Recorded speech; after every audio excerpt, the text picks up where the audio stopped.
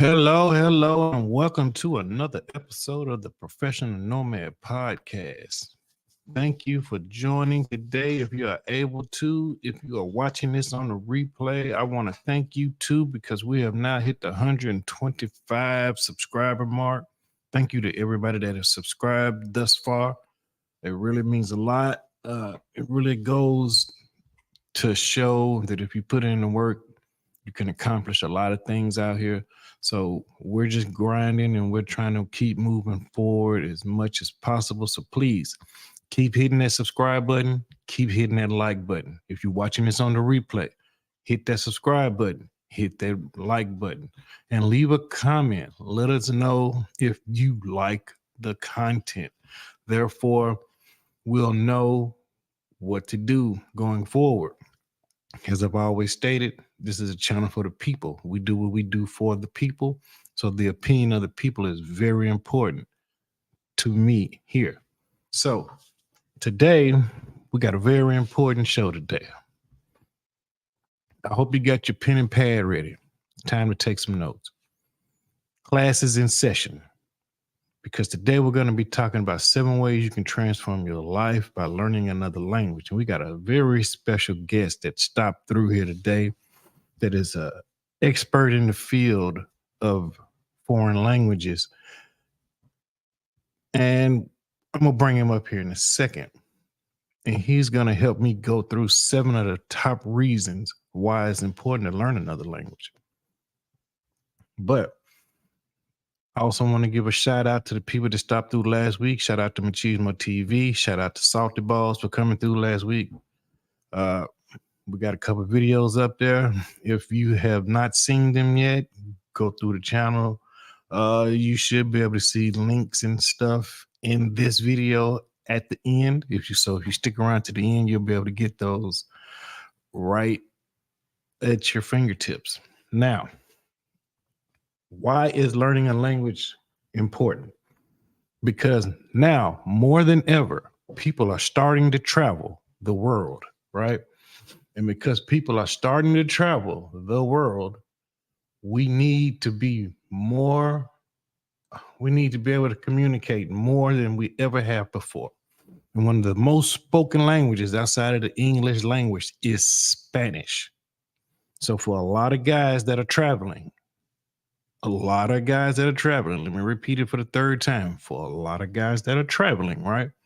You're traveling to countries where the predominant language is not English. It is Spanish. So therefore, it is very important that you put forth the effort to learn the language for multiple reasons, not just because it's something to do, but just because you need to. When you're there, it helps you show the people that you're trying to be respectful of them. More importantly, it helps you network more. It helps you not have such a hard time while you're in these countries. And it also can keep you safe. And a lot of the times, a lot of people are just going to places and they're not even putting forth the language. An effort to try to even learn the language. That's not safe at all.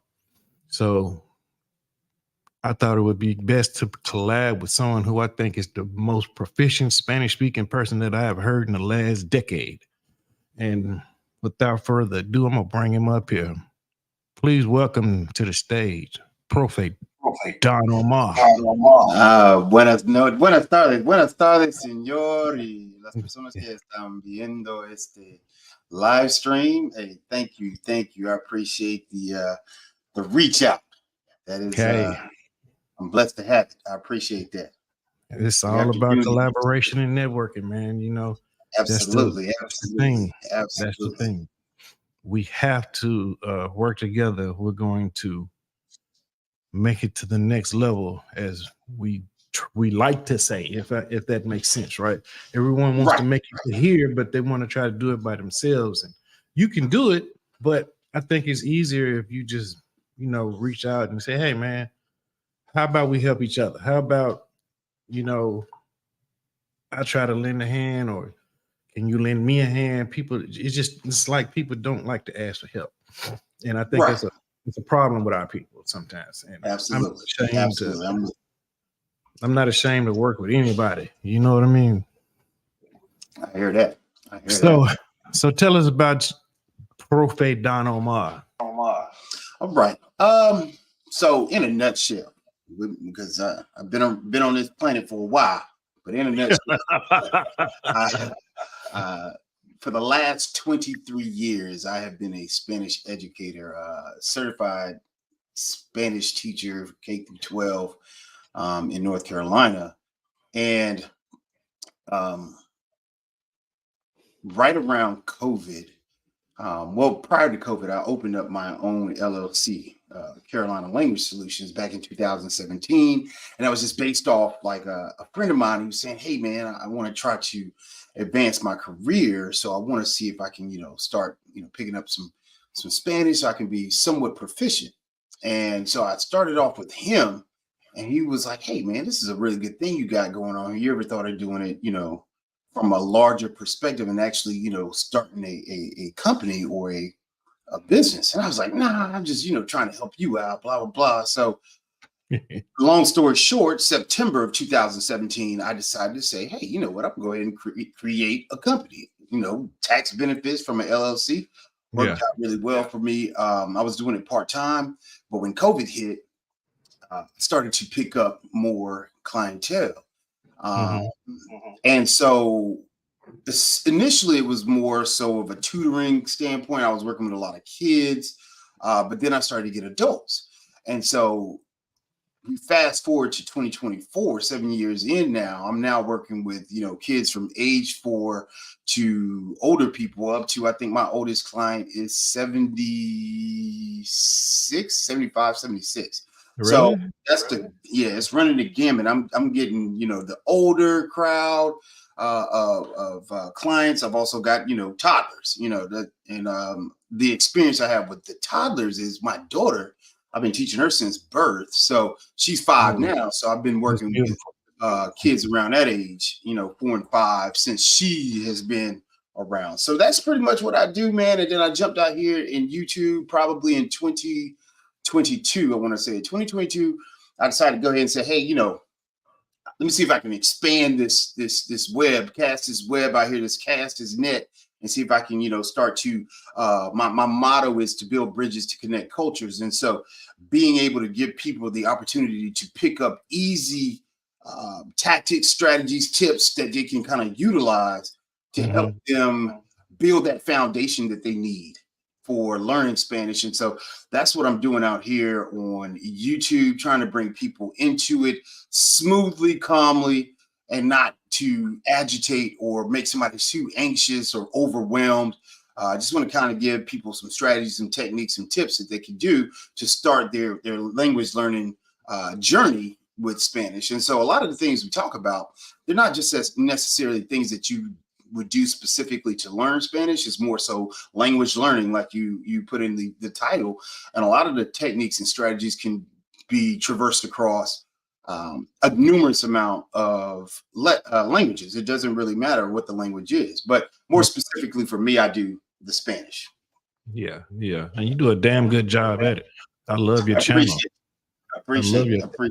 It's very, very proficient. It's like, oh wow, I didn't know I should It's like, cause like with me, like I tell people, right? The way I learn Spanish, I'm not fluent, right? Mhm, But I can order off a menu if I need to in mhm, Spanish, depending on mhm, just what the food is and where I'm at. Just the mhm. pronunciation of the words is Right. fine. But like I tell people who I talk to, they be like, "Oh, I can understand you. I understand you perfect." I said, "No, my Spanish is garbage. Stop gassing my head up. Don't Yeah, do and, that. Don't do that." it's yeah, and the thing is with the hardship that a lot of adults go through is being okay with being a beginner. Hmm. And what I find out is I find out for a lot of people, they don't realize that you have to go back to square one, because when you develop language skills in English, you didn't just, come out the womb speaking English. You had Right, to right. grow and learn.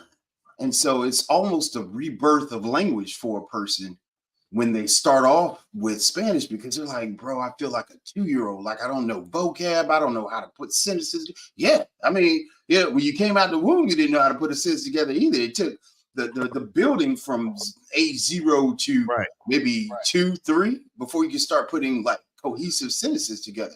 And so people have to be okay with being beginners. Um, Oftentimes we find ourselves not necessarily going at and approaching the language aspect like we should from a very beginner standpoint. Sometimes we just want to jump in and say, hey, man, I want to be able to say, I went to the store last week and bought some popcorn for $3.59. And I'm like, there's so much more that you got to put into it to get to that level. Let's start off with, I went to the store. Yeah, yeah, Let's yeah, start there. Yeah. Let's not put the cart before the horse in a matter of so many words there. yeah, So yeah. we've got to be okay with being beginners. That's my number one thing. And it's a prideful thing for a lot of people. They're just like, I'm better than this. I'm like, yeah, you could be. And you might end up getting to that point. But everybody's got to start somewhere. And my analogy that I always use is, if you're going to build a house, right, you want a strong foundation. You can have a house on a slab, or you can have a house on a crawl space. And if you got that, either way, you want to make sure it's firm, it's set.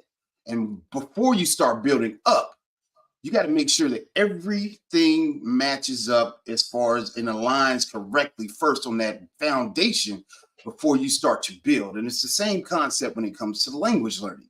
You've got to have a strong foundation. And when we think about it, from playing apps, language apps are cool, right? But that's not going to build your foundation if you don't know how to use the app correctly. And we can Right. talk about that later. But that Yeah. is one of the things I want to make. One of the misnomers that people think about is, oh man, I do Duolingo. I got 800-day streak going. I mean, like, hey, cool. Nobody's knocking you for your streak, but are you using Duolingo correctly? So I've got something in the works. I'm cooking up in the lab about that, but showing people how to use the app correctly. And I think 99% of the people that use Duolingo aren't using the app like it should be used. And so No. I've been doing some research where I've done the last 2 months of starting from square zero on Duolingo, trying to see, okay, are people doing this, checking these things off. So it's going to be pretty interesting when I bring that out. But it goes back to what I was just saying. People don't like to ask for help. So if Right, they just simply come to somebody like you and say, "Hey, profe," uh, right. I like with me, I wouldn't be ashamed to tell you, like I'm telling you now, my Spanish is trash. It's good Mm-hmm. enough to speak to somebody. Like I can speak to people, right? But like I tell them, okay, it's cool you can understand me, but I need them to understand me too, not just you. Mm-hmm. I don't Right. need you just to understand my gargled up Spanish. I need the lady over there at the library when I go in there and want to find a book. I need to know how to correctly go in there and ask for this book Right. I by got you. title, but it needs to be pronunciated correctly, not missing words. Because like the way I learned Spanish is when I was a team lead at a warehouse, I was talking to a friend. It's crazy because Andre was talking about this last night with Paola, how to making Mm-hmm. bad chicks your friends, and you know what I'm saying, something like that. So I had a Yeah. friend from Guatemala. and she was the Okay. baddest thing in the department, right? So it was my home girl, but everybody's trying to holler at her, but it's my home girl. So I'm like, Yeah. I got promoted. Here I am, a dude from the streets. Ain't never, Okay. I don't even got no diploma really, and they done Right. promoted me. So I'm like, okay, well, Right. I feel a little, you know what I'm saying? Let me learn Yeah. another. Everybody in here is illegal. So let me Okay. show them they Okay. promoted the right person and let Mm-hmm. me at least try to learn the language. Right. Mm-hmm. So boom, I go to my And the thing friend. with that though, yeah, but the thing with that is I like to tell people if you're going to learn a language, if you're going to learn Spanish, what's your motivation? That's my Yeah. biggest thing. What's your motivation to learn it? Why do you want to learn it? Right? Know your why. Know what's going to motivate you on those down days. Like, why? I know my why, but what's going to keep me motivated and stay on the path Right. basic fluency, conversational fluency, advanced fluency, near native fluency, whatever level you're trying to achieve, what's going to keep you motivated? And Mhm. so that would be a motivation. And I'll tell people, I'm not perfect. I'm not going to say that I'm, the best, Spanish speaker out here. For me, I had to have a motivation as well. Did I go to school? Did I go to university to become a Spanish teacher? No. Did I go to uh, college to, major in Spanish? No. I majored in Latin American studies with a focus on, Spanish and Portuguese. But for me, it wasn't about I'm gonna be a teacher when I leave here. Like that was not in my cards. That was Right. in the plan. Although what motivated me to learn Spanish was not when I was in school. It was when I was outside of school. And I'll tell a quick story for me. When I Mhm. came out, I did all the classes, man. I took, 20, 30 classes, right? Over a 4-year span Mhm. with Spanish and Portuguese combined. But the thing was, when I left school, I wasn't fluent. That's undergrad. I was not fluent. To me, myself personally, I felt like when I spoke to people, like they were like, "Oh, you speak such great Spanish," just like they tell you, and that's Yeah, that's yeah, okay. yeah. And I knew my speaking skills were good. I knew that because I worked on, my intonation, my mimicking. I wanted to sound like the people I was watching on Right, TV right, right. while I was in school. And eventually that worked. That helped. My problem was the input, the comprehensible input. When people were talking to me, Thank the you. rates, the speeds, I was struggling. And I said, okay, so I know I'm not doing well with the comprehension aspect. And so what happened was, as a certified teacher, there's tests that you have to take in your skill, your particular subject that you're teaching. And you got to get certified by taking this particular test to continue through your certification. Well, long story short, in my early 20s, I knew I had that comprehension problem. It came to a point where they were like, "Look, profe, you haven't passed that certification test to get you started in the education program." I said, "Yeah, I know." So they said, "Well, what are you going to do?" So I did 3 things. Okay. For me, I knew my input was bad. So what would I do? I would take, and this is God honest truth. I would take, and I've never told a lot of people this, but I would take the DVDs that this is back in the, how back in the day this is. I would take the Oh, DVDs. I would yeah. take the DVDs and the VHS tapes that I would use with my students in middle school to teach. And I said, you know what? I got to get better at this. And I would just take them from, level 1, level 2, level 3. But even it was basic. It didn't matter that it was basic and it was beginner standard. It was the continuity that I needed. I needed the repetition. I needed to hear it over and over again. So I would play those DVDs, and they had like little novelas on there, little telenovelas, like it was like an eight-part series. And I would watch those. There was probably 10 per level. So that's 30 episodes. I would watch all 30 of those episodes, no subtitles. I would just listen. Listen, I worked on that standpoint. I have a similar story to yours where it kind of bounced off of that was while I was working on the certification, I knew that one of the janitors was Dominican, Uh-oh. custodian. And so she was Dominican, and I would say, you know what? I'm just gonna stay after school every day while she's clean. She's walking the hallways of the school. I'm like, you know what? I might help her pick up, some trash and move some desks around so she can sweep, mop, do whatever. And that's my, payment for her just having the conversation with me back and forth every day. And I probably did that 3 months. And do you know, in 3 months' time of combining that with those DVDs, my score went up 70 points just by doing something like comprehensible input. I was doing a live version. I was doing what I call domestic immersion. Domestically, because I hadn't gone overseas at that point and studied abroad yet.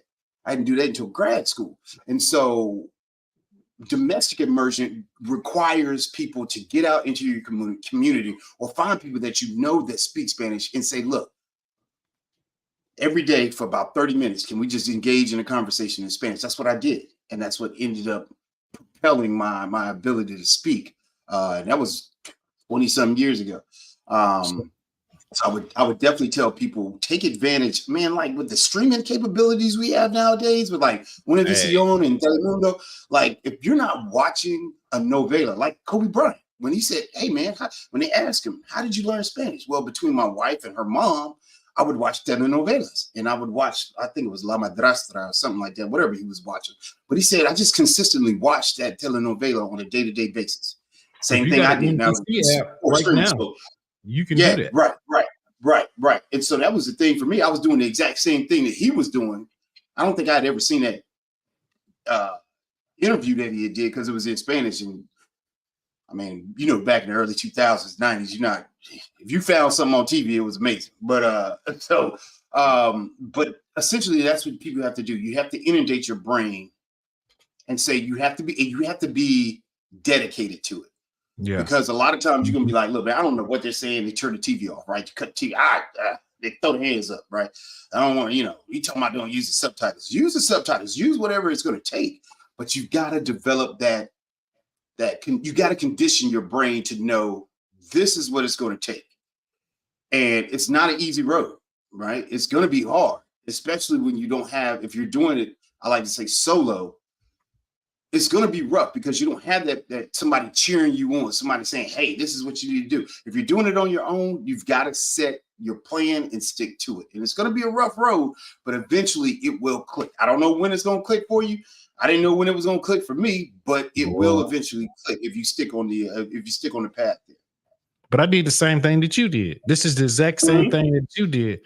Yep. I hit a stopping point though, but okay. What we did plateau is what you're saying. You hit a plateau. Well, no, I stopped hanging around the people that I learned Spanish from. Oh, you literally had to stop. Okay, it's like a muscle. You use it or lose it, right? So what we would do, absolutely. I would take a cardboard box, like this is styrofoam, but for example, I'd take a piece of cardboard box and I go over there and holler at my homegirl and what does this mean? What does this mean? And she would read it and write it back to me in Spanish. This means that, right? So we did that for like a month. Okay. Okay. Boom. All right. Until they would tell me, hey man, let her work, get away from her. Because it was a production-based environment. Right? They think I'm flirting. Now I'm learning Spanish. Right? Right. I go back. Okay. I had to learn the basics, like you said. Then I had to learn, okay, how do you say why? How many different ways does porque mean in Spanish, right? Because it's a lot. You see what I'm saying? Then, okay, I started learning sentences. And it got to the point that it was like, you're serious about this, ain't you? And I'm like, yeah. It was like, come to my house after work. Okay, I come to your house after work. So when I went to their house after work, they lived in some apartments. The minute I got to the apartment, I could hear music coming out. It was like, oh shit. You know what I'm saying? So I knock on the door, right? Knock on the door. Her boyfriend opened the door. He's a DJ. I open the door. Boom. He's playing bachata, right? Never heard bachata, but it's so familiar with what the type of music we listen to, like R&B, the bass lines. Right. I'm like, I like this music. What is this? And he's telling me, oh, this is bachata. It's Aventura. You know what I'm saying? This is who we're listening to. But he's got a mix plan. So it's a bunch of different artists from Aventura to Anthony Santos to El Torito to a lot of people. You see what I'm saying? Right. So I'm like, shit, I like this. Kid cerveza? Yeah. So I'm Yeah, just soaking it all in. And so right. she tells But him, then oh, this is before my you, friend. before you even continue, Yeah, that's a connection. That's that building bridges. You're yeah, learning yeah, Spanish, so it's building that bridge to connect cultures. And dude. that's what you did. That's exactly what you were doing. And Absolutely. she told him that's the friend that I've been talking about for the last month that's been asking me questions about how to learn Spanish. She said, oh, Right. you? And she was like, yeah. And I'm like, yeah. And I started laughing. He said, man, I'm from New York, man. I'm from the Bronx. I'm like, Oh, okay. oh. So he tells me his story about how he's been deported and he came back. And this is when I learned the whole process, right? So Right. I started learning more Spanish because then the friends become interested in me because then I come to realize I'm the only black friend they got. Mm-hmm. You know what I'm Mm-hmm. saying? So now they're Mm-hmm. intrigued. So this is why I understand why a lot of people in other countries are intrigued with black people when we get there because they don't have no black friends. At Right. all. The only You are thing they their first see, experience. Yeah, yeah. only thing they see in magazines and newspapers is TV. Yeah, Barbie doll and yeah. white people. They don't see us. They don't see Right, that. And then you get there right. and they think, he is so cool. Yeah, Yeah, yeah. I'm not the dude in the movie that's killing people. You know what I'm Right, saying? We're not right, like that in real life. right. So Absolutely. it was an experience, man. It was a great experience. But I had to stop hanging around them because they needed sponsorship for their Oh yeah, man. I was just talking to somebody about that literally a couple of hours ago. They were talking about somebody being one of his employees had been deported, and then he made it back to the United States from where he was in Central America, and he was like, "Yeah, I just need a sponsor," and they tried to hit him with the sponsor. He was like, "No, not me, not put my name on that after you didn't got deported." yeah, and see they I guess tried to I got it. You got somebody to sign for him yeah, as they far tried to as get me to sponsor. sponsor their mother. And I was like, look, I'd been in trouble with the police. That ain't gonna work. You know Oh what I'm man, saying? And plus, I know what that is too. I'm like, I've been around y'all for a while. I know you know what I'm saying? No, y'all not the right, only Hispanic friends I get. Y'all just the primarily Hispanic friends I right. get. I can't fall for that. Plus, like I said, I've been in trouble with the police. So Uh-huh. Absolutely. they ain't gonna Absolutely. let me sponsor nobody. I know that. So I know that's well, let me give some shout outs to some people real quick, Profile. all right. Uh subscribe to my YouTube channel, guys. Please make sure that you subscribe to the channel. Please make sure that you hit that like button too while you're in here. I think currently we got around 6 people that have hit that like button, but right now we got, let's see, we got more than that watching. So please make sure you hit that like button. Hit that like button, guys. Gracias la quequina. Oh, also make sure you subscribe to Speak Spanish Now YouTube channel. This is Proface channel. Go over there and you can learn some Spanish very well. Um, Yeah. I think it's very beneficial that we do this because not only does it help you in other countries, but it helps you just in life because it opens your brain up to another level that you are not used to using. So please Right. support Yeah. Black Male Media. Subscribe to my channel. Subscribe to his channel. Please support. We got a comment Absolutely. here. I think this Oh, might be for you. Any experience learning Spanish and Portuguese? Currently learning Portuguese, been to Brazil, but I really wanted to learn Spanish also. It's bad to is it study bad? both at the same time. It's I bad to think study that's both what at he the meant same to say. time, right? Yeah, I I think would, it's you what he know meant. what? Okay. It depends on your levels. It depends on your levels of the language that you are learn the two that you're learning. So for example, for me, I studied Spanish and Portuguese at the same time. The only reason why I would say if you have a higher level of knowledge in Portuguese, say for because I know you said you're currently learning Portuguese. Say you have like if you're conversationally fluent in Portuguese, meaning that you can pretty much talk about what you're doing today, what you did yesterday, what you're going to do tomorrow. If you can do that, um, I think to start low and slow with Spanish is not a bad thing, because they're so similar. Uh, you it depends on how you structure your studying with it. Um, for example, I'll give you an example. If you are, say you are pretty well off with your Portuguese, you know how to flip between tenses and things of that nature. Starting from grade level one with Spanish, from square one, you're going to be okay. But you don't want to do too much. You want to kind of even it out, or maybe do like a 70-30% split between the two. 70% Portuguese, 30% Spanish. And I wouldn't change that. I would if your primary first language that you're learning, or the second language that you're learning, um, I would say spend more time in that, and then do just a little bit to kind of get your feet wet with Spanish, and you'll be okay. People tend to sometimes try to even it out and go 50-50. And that's when they start to fuse together and mesh together, and you start saying sentences like, you might say, você fala, você fala inglês, which is like, yeah, do you speak English, right? And then you might respond and say, sí, yo hablo, but it's not sí, sí, yo hablo español, or you see, yo hablo inglés.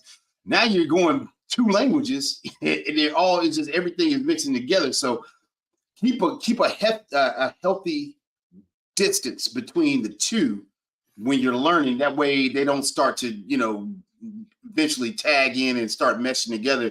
Then you're starting sentences off in Spanish, and you're responding in Portuguese. You not a bad problem to have, because that's pretty good that you're meshing. But the issue becomes, oh man, I don't know which word is which anymore. And so make sure I don't know what the English is. I don't know what I don't know what the Portuguese is. I don't know all what over the is. place. Yeah, right. You want to keep it.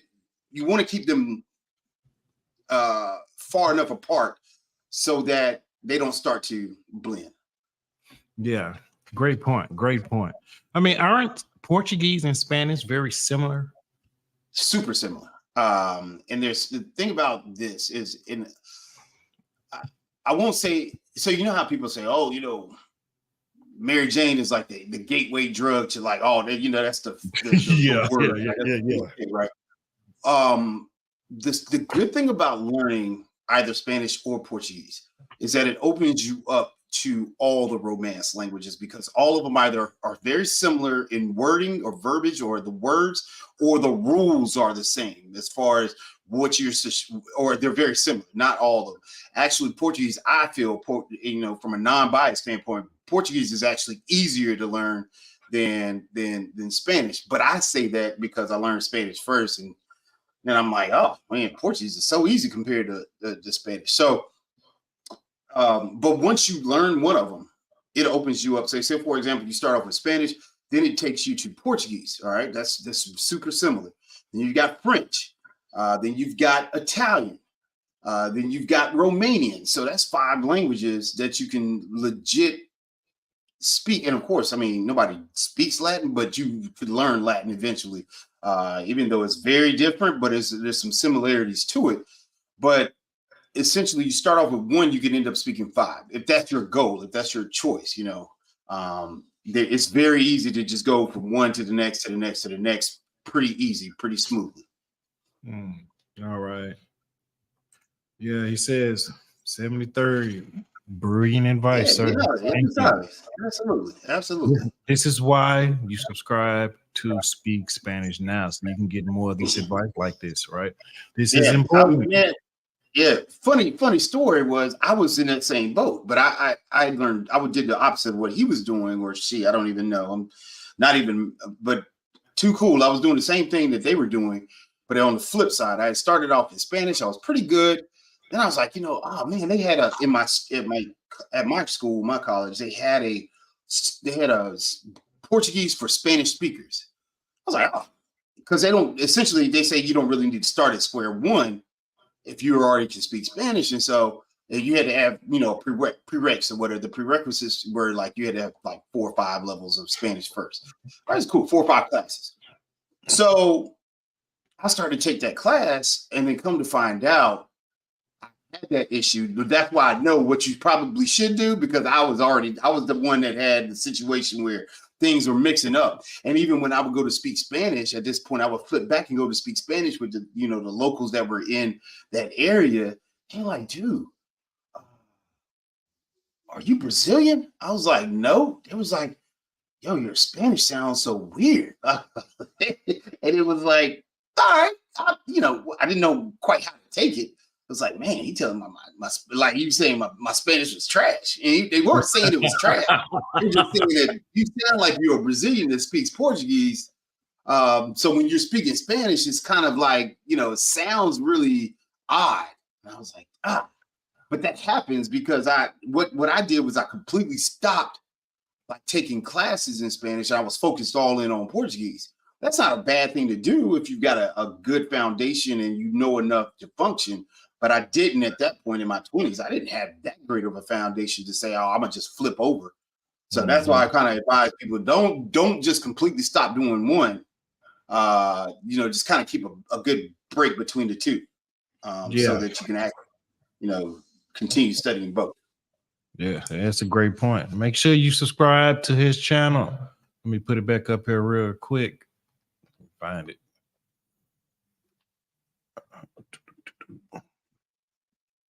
Make sure you subscribe to Speak Spanish Now. Make sure you subscribe to my channel. That way you can get the best of both worlds. But make sure you subscribe, because he's going to continue to do this. He's got so much good information over there. Please make sure that you check him out on a daily, weekly, however much you can. Let's get into it, Profe. Okay. Let's talk about the top 7 reasons why people should learn language. And we can start off with cultural enrichment, right? Is learning a new language opens doors to diverse cultures, fostering a deeper understanding and appreciation for global perspectives. And I think it is so true right there. Absolutely. Totally agree. I think for me, and I want people to make sure they understand that it's not an expectation that you travel when you learn a language. Especially nowadays in 2024, like you literally can go down the street from your house and engage in a full conversation in Spanish. That's what I for tell the majority of us living like in certain, if you live in a semi big city, like really it doesn't matter where you live at, because you can even be in a rural area. There's going to be somebody that speaks Spanish nowadays. So for me, I would say you can get culturally enriched just by staying in the United States nowadays and learning a language, because it's going to open you up to the families that speak just kind of the situation that you were talking about. You engage in a conversation, and next thing you know, you're at somebody's house and you're at the quinceañera to somebody, and then all you're that at the real fast. Married, the wedding set. Yeah, you at the wedding ceremonies. You out there now. So it's just you make connections that will last a lifetime. Now, for those that are traveling, it 10x's your relationships abroad by knowing Spanish. You get to meet more people and develop real relationships beyond the surface by learning these languages. And then it allows you to, when we're talking about like understanding and appreciation of global perspectives, you then are not on the outside looking in when you see what's going on with people in certain countries and understanding why they are trying to get to the United States. You start to understand from their perspective on why things are happening the way they are in their particular countries. And you start to take on a global citizen type vibe when you learn the language. And you dial in a little bit more. You're more in tune with what's going on. So I would definitely say cultural enrichment is probably one of the biggest things for me. I don't deny it. I don't hide it. I am a foodie. And I love definitely foodie. Right. Yes. Right. And so I'm always for somebody saying, hey, you want to go try this, this particular dish from, you want to try this? And if there's somebody's cooking, I'm eating. That's just literally, I'm gonna try it out. And Hey, I was told it's rude not to eat at a Spanish household. You know what I'm saying? Right. Well, I'm eating regardless. It's free 99. I'm in there. So even if it's bad, I'm just, I'm gonna eat. Thank you. It might not sit well, but at the same time, I'm gonna do it. I'm not gonna pass up no free meal. I ain't never been that person. Right. I've never been that person. But it allows you having those meals. For me, I think what propelled me before I traveled, before I studied abroad, for me, I was like, man, how can I get better at my Spanish? And because I like food so much, that's why I started it. I would say, okay, let me go in here and place an order at this particular establishment. It wasn't even a Mexican restaurant. It wasn't like a Hispanic. It was a regular restaurant, but the guys that worked there were Latino. And so I would say, man, we go in there. I'd practice every day we went in there. And I would practice with those guys back and forth. And they saw that I was practicing just like you were saying. And they were like, bro, when you come in, we know you're here. We know, and people are looking at you like, yo, why is he speaking Spanish? And how do they know to just start talking Spanish to him? They want to speak English to you. Right. And so that's a whole nother gamut. But the thing is, you developed a relationship just that quickly because you are speaking and attempting to meet them where they are. And it's honorable for them to say, oh, well, he's trying to do it, trying to speak my language. The least I could do is, return the favor or the favor that to help him improve in his language speaking abilities. So that's what happened for me. I did that. And man, I did that over the course of a couple of years before I even started traveling overseas and, for Spanish purposes or whatever, for becoming a better Spanish speaker. Mm-hmm. And so doing that right here in the States, I just got better that much faster, improved. So, don't want to get off but the cultural enrichment, that's just me learning the cultural enrichment aspect of it. No, see, that's what I do. Like even right now, I don't shop at any American stores unless I got to. Right? If I want to go buy groceries, I go down. It's a market down the street. It's Super Latina, right? Mm-hmm. I go buy everything from them. I go meat, whatever. I go in there and buy fruit, vegetables, everything from them. Because for one, they don't play about their food.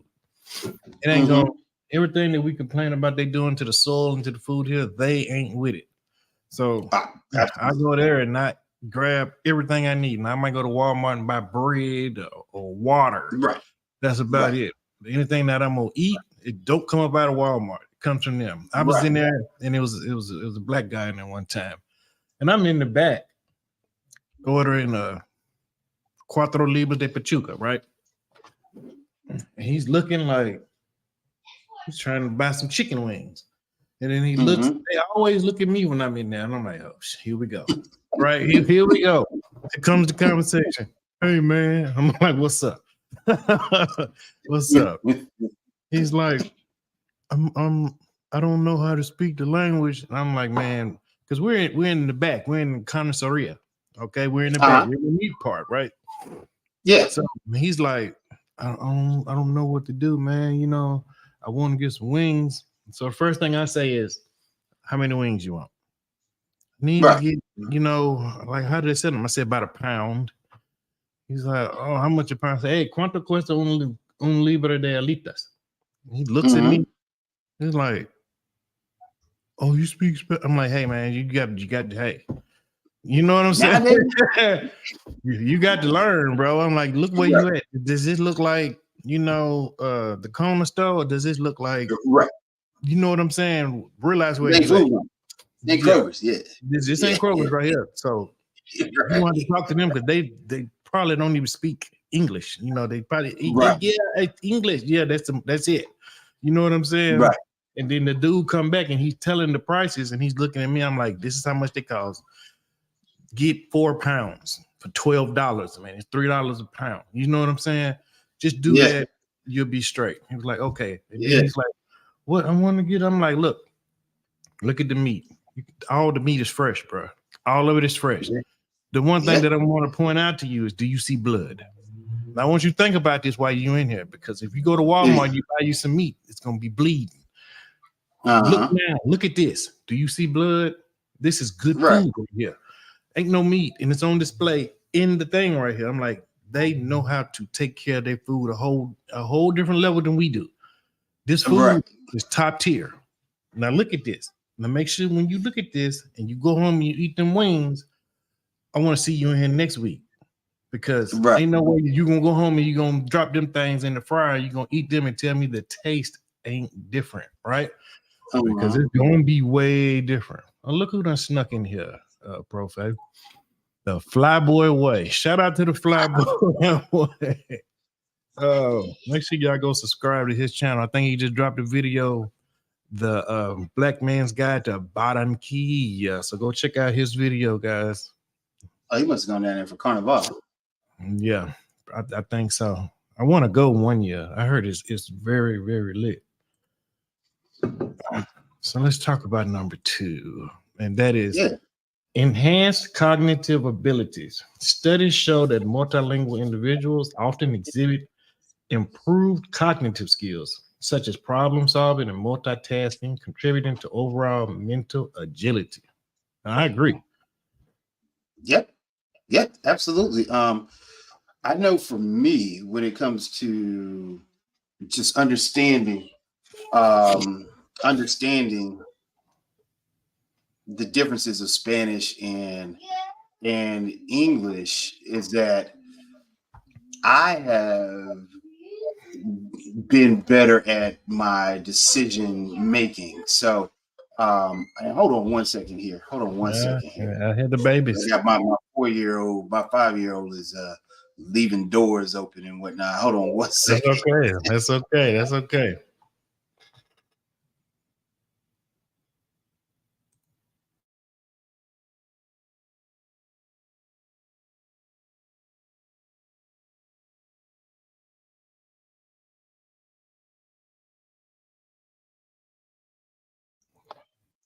All right, yeah, I'm back. All right, so what I was saying, as far as like, for me, I noticed that I've improved in the decision-making situations. I'm able to think things out a lot clearer, and I also approach things from a different mindset, because you kind of, from a bilingual standpoint, when you have, when you learn these languages, oftentimes you think more. And that's it's a known thing. Like when you become bilingual or trilingual, multilingual, sometimes your thought might pass through 3 different languages or 2 different languages before you actually act on a thing or act on something. And is it normal? I don't know. What's the normal? What's normal anymore? So it's definitely something that I've noticed that, man, and we got a little running joke in a WhatsApp group where we, with some gentlemen that are learning Spanish. And the thing is, we call it going down a rabbit hole. And it's just, we go so deep that we don't need to necessarily, from a monolingual standpoint. Somebody that does not speak Spanish would be like, why'd y'all go so far down into that? But it's a thing it's a process that starts to occur when you start learning language. You start to get more in tune and more in depth into your cognitive abilities with being a bilingual person or a multilingual person. We got another question. We got a question. Any thoughts on immersing ourselves as Black men into Latin communities here in the States? Are they accepting us? Are they as accepting as they are here in their home countries? Depends, right? Because, I wouldn't say going to rival gang territories in California and try to immerse yourself in that, because this doesn't work. If you watch movies, you understand that, right? But yeah, they're accepting. It's like, you got people, you got to look at it from, in my opinion, you got to look at it like this. You got people who were born here. They went to school with Black people. So they're okay with Black people.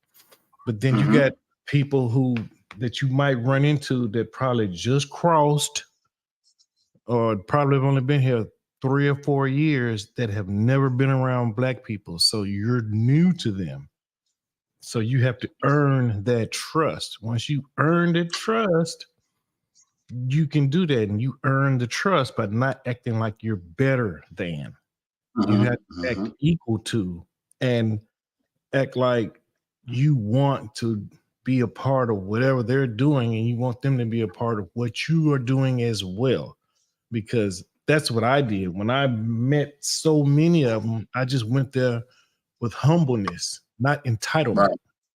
And they accepted me. I was in all kind of parties, but I was the only Black person in there. You know, it gets a little uncomfortable after a while, you know, but it happens. But what do you think, Profe? So for me, I would say, and I've been at the beginning stages that you're talking about. I've been there, and I've been where I am, you know, today at this point.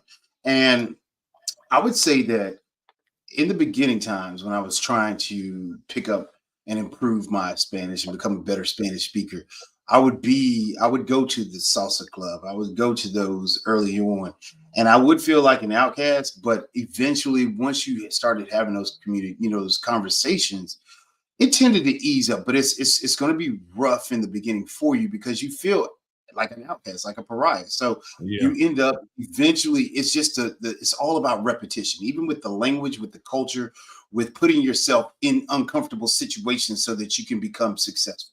You've got to be okay with putting yourself in an uncomfortable situation and doing it over and over and over again until it becomes comfortable. And it will become comfortable. You just have to get past that beginning stage. For me, nowadays, for example, a couple of weeks ago, a former colleague of mine that's also a teacher, she's Afro-Venezuelan, invited me to come to a function that they had in Uptown Charlotte. And so I went uptown and, came in. But the difference was the 20-year-old me versus the 46-year-old me.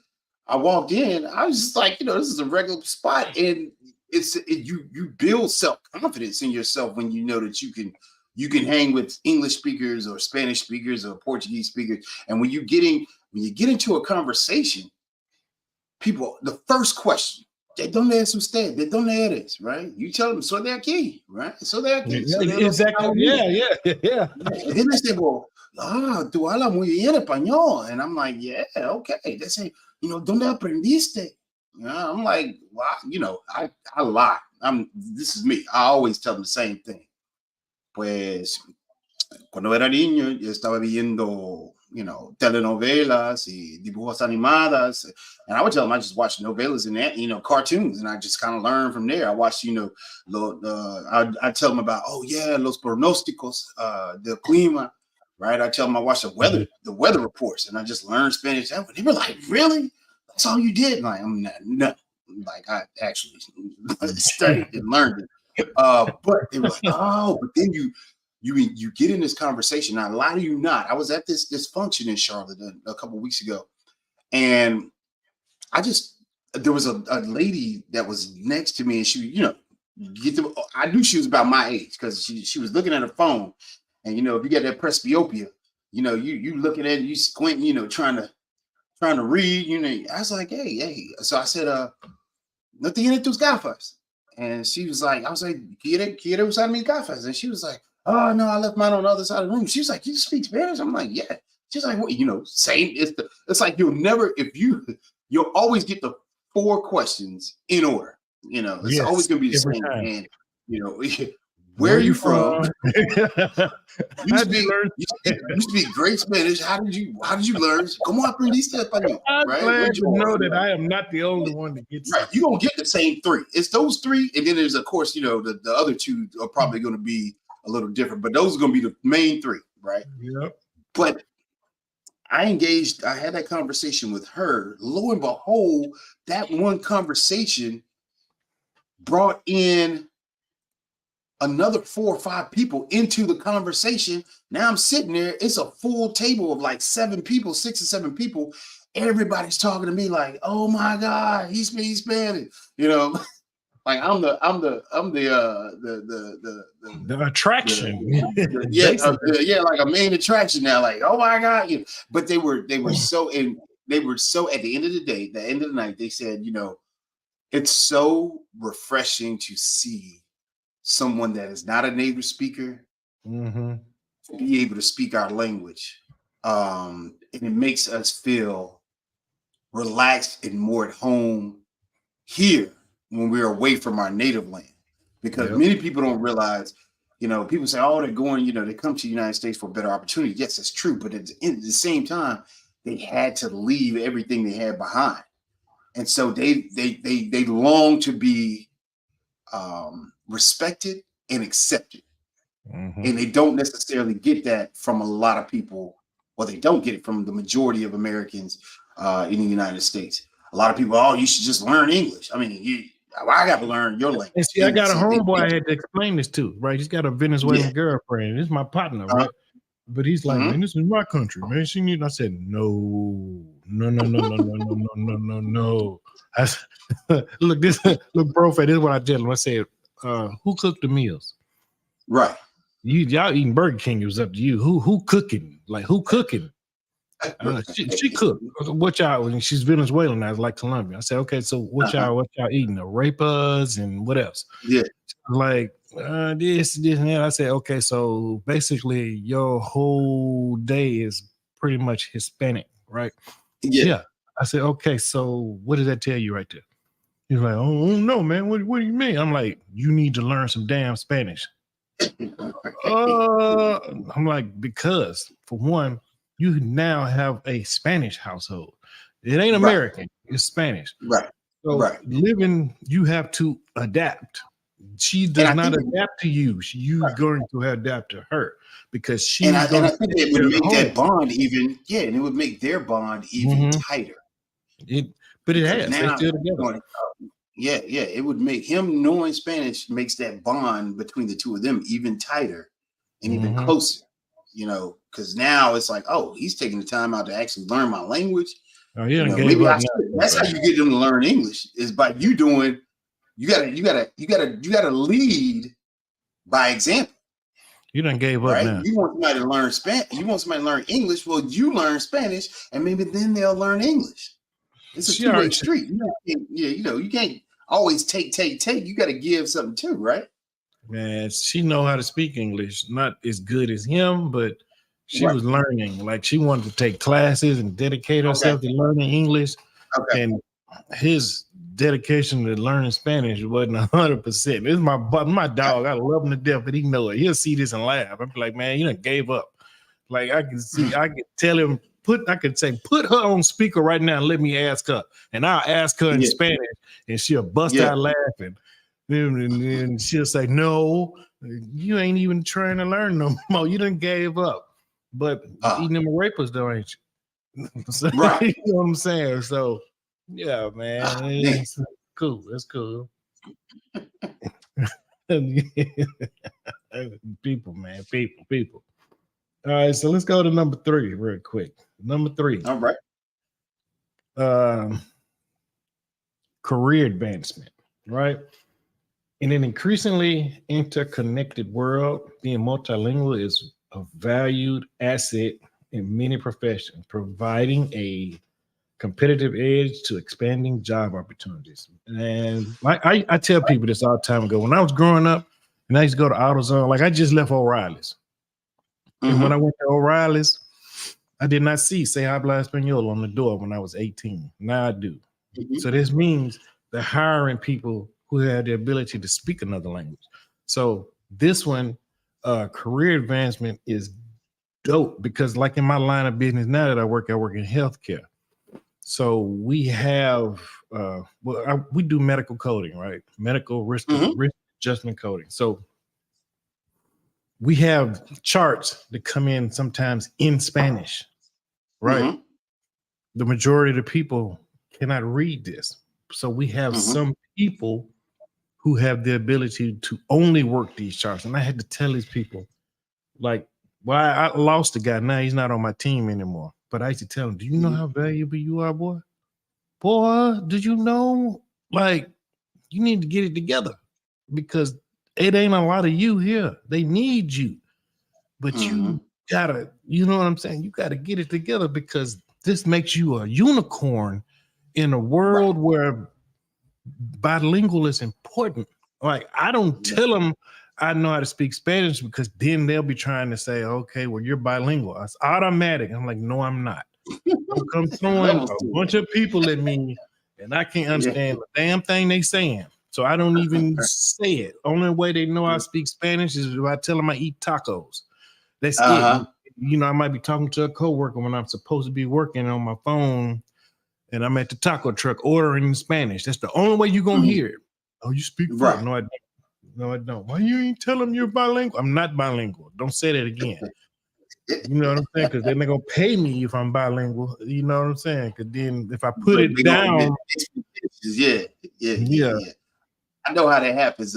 Even and that was I go through similar. I've always in the last 23 years, I have always explained this to young people that are pursuing particular jobs or the advancement to college or after college. I would always say make sure that it does not have to be Spanish. It would be advantageous for it to be either Mandarin or Spanish for you to learn. I'm biased. Spanish is easier, and it's more people here in the United States that speak it than Mandarin. Even though more people speak Mandarin on a global scale, right? From numbers wise, right? So, but with Spanish, I tell them, look, man, the amount I've known people to have. One of my former students to be in a line of field where they were bilingual, and then the same job that was being performed by a monolingual person, and they were making. Now, I guess they don't. I guess they didn't discuss what each other was making, but being that they were bilingual, they know the set rate and scale that a monolingual person makes because they obviously went and interviewed, but then they said, okay, oh, you're bilingual. And then, of course, they find out, yeah, this person really is bilingual. And they can end up getting anywhere between, they say, I ended up getting 3% increases on top of what they were going to initially start me out on. I started out with a 3% increase, then that moved to a 5% increase, and it moved to a 7% increase just because I was bilingual. So, and I don't know, there's not too many professions out there nowadays that if you have the gift of being bilingual, that they aren't going to pay you to be like, bro, we'll definitely, this is a added commodity or this is an added extra for us. It makes us look good because we got people that are bilingual on our staff. So I definitely promote people becoming, a better Spanish speaker. I'm not necessarily promoting bilingualism. I would prefer people just become a better Spanish speaker because if you become a better Spanish speaker every day, you will eventually become bilingual. And the biggest thing is people try to put it in a box and say, oh, you know what? I want to be bilingual by, June of 2024. You got a lot of work to do if that's going to be the case. And I would say don't rush it, right? Don't rush it. Just let it happen naturally and just stay the course and do what you're supposed to be doing or what you sought out to do with your plan. And eventually it will happen. And gear yourself to, okay, I'm in the healthcare, field. I need to be learning healthcare Spanish. And focusing in on that. Or I'm in the, criminal justice field. I need to be learning the Spanish that's going to help me from a legal standpoint where I'm doing traffic stops or whatever, depending on what your job is. Learn it. If you're working in the back, in a factory setting, learn that. You working with carpentry or architecture or whatever, learn that. And focus in on that and show that you are studying, that you're improving. The money will follow. The money will definitely follow. J Funk, me alegre tú estás aprendiendo español, hombre. Hey, keep it up. Make sure you subscribe to Speak Spanish Now. Also, make sure that you hit that like button on all the content over there. Make sure you hit the like button here. Make sure you subscribe to my channel as well. Make sure that you are doing that, if you're watching the replay, make sure you hit the like button. Make sure you subscribe and make sure you leave a comment. Also, make sure you leave comments on ProFace videos too. Let them know how you that like you were the there. content. Let Yeah, him know. leave comments, because I always, a lot of times I ask people to just tell me, hey, what is something that you want to see, and I'll put it together. I'll figure it out. I'll put it together and make it so that you can we can break it down and as easy as you possibly can understand it. So Yeah. I'll definitely do that for people all the time. Definitely give me anything that you feel like you don't really have a strong grasp on, and I'll see if I can't break it down for you and put it together. So yeah, I welcome all of that all the time. Yes, please leave comments. It helps us become better content creators. Personal growth. Not only does it help you with career advancement, but personal growth as well. Mastering a new language challenges and expands one's comfort zone. Fostering personal growth and adaptability in the face of new and unfamiliar situations. Yeah, I think so. I think it's a good one. Yeah. So we said mastering a new language challenges and expands one's comfort zone. Absolutely. Absolutely. I don't even care. People like, man, I'm kind of ashamed to, try my Spanish out. Look here. You learn from mistakes, right? That's what they tell us, right? And there's a couple of things that people don't realize that we took for granted growing up. Like you learn from your mistakes, right? Oh man, I won't do that again, right? That was the concept. That was, us learning as we're growing up. You learn from your mistakes. Well, the same thing applies when you're speaking Spanish. You got to get out here and say the wrong thing so that you can find out what the right thing is. You got to be okay with making mistakes. Nobody's perfect, right? That's another thing they tell us when you're growing up. Nobody's perfect, right? We only can strive to make improvements on a day-to-day basis. You can improve every day, but you're not going to end up being perfect, right? But the only way to improve every day is to get out here and put your vulnerable self, in a situation where you don't know the entire, the language, front and back, But to put yourself in that situation, to be okay with being corrected is a big thing. It's a prideful thing. But once you can break down that humility, once you become humble, and you allow humility to take over and say, you know what? I know I'm not, fluent in this, but the only way for me to get better is to put myself in these situations so that I can become better. And that grows you as a person. By being able to, put your pride on the back burner to become more humble. Yeah. And so that's personal growth in itself. I would say the next thing is, for me, and I was talking to a client the other day. We were in class, and I said, "Wow, it never hit me until just now. 46 years later, that's growth right there." So we were talking about how your parents and older people growing up would say, "Oh, you need to think before you speak," right? They would tell us that all the time, right? Well, that's what happens when you're learning a new language. You have to think before you speak. And it's okay to think before you speak, because that's what they used to tell us as growing up as kids anyway. Think before you speak, right? Well, learning a language, you're going to have to think first. You really going to have before to think. you say it in that language. Right. And so think before you speak took on a whole nother realm of understanding for me, like last week. That was like literally last week. I was like, wow. This takes it to a whole other level for me. More personal growth. There's things that you just eventually start to see. You know how people, the cup's half full, the half empty. You start to develop different ideologies and thought processes when you are learning a foreign language, because you start to see things differently. It's so cool. It's so amazing. I hope everybody, eventually gets to that level that's watching this video. I want you to explore it, because it's like, if you've ever seen the movie Limitless with Bradley Cooper, if you've never seen it, I implore you. Yeah, that's how it is for me. Even after doing YouTube, I mean, I've been speaking Spanish for years, for decades. But for me, doing YouTube and teaching Spanish on YouTube has opened up just grandiose thought patterns and things that I would never think that I would learn or be able to do.